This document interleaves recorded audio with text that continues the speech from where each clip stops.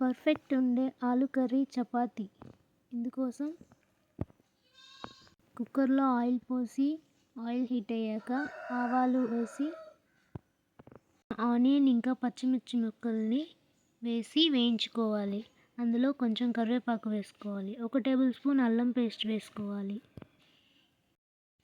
అవి బాగా కలుపుకుంటూ వేయించుకున్నాక గోల్డెన్ బ్రౌన్ కలర్స్ వచ్చిన తర్వాత టమోటాస్ వేసుకోవాలి. టమోటాస్ కలుపుకుంటూ ఒక 1/2 టేబుల్ స్పూన్ పసుపు యాడ్ చేసుకోవాలి. 1 టీ స్పూన్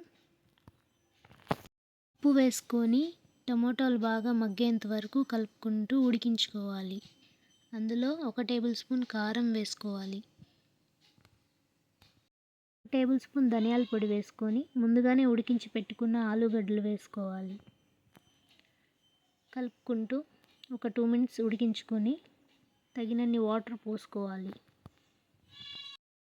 చపాతీ పిండి కలుపుకొని చపాతీ చేసుకొని పెనం పైన వేసి అటు ఇటు తిప్పుకుంటూ కాల్చుకోవాలి. చపాతీ సాఫ్ట్గా రావాలంటే ఎలా చేశానో అడగండి. ఖచ్చితంగా చాలా అంటే చాలా సాఫ్ట్గా ఉంటాయి. చూడండి, ఈ విధంగా 2 సైడ్స్ కాల్చుకున్న తర్వాత చపాతీ రెడీ అయిపోయింది. చూడండి ఎంత బాగున్నాయో చపాతీలు. ఎంతో సాఫ్ట్గా, మెత్తగా, మృదువుగా చాలా బాగున్నాయి. టిప్స్ కావాలంటే ఖచ్చితంగా కామెంట్ చేయండి. నేను ఎలా చేశానో చెప్తాను. చాలా టైం వరకు అలాగే ఉంటాయండి. కొంచెం కూడా గట్టిపడవు.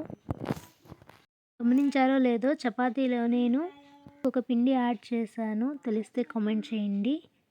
చూడండి, చపాతీ విత్ ఆలు కర్రీ పర్ఫెక్ట్గా రెడీ అయిపోయింది. చూసారా ఎంత సింపుల్, ఎక్కువ టేస్టీగా ఉంటుంది.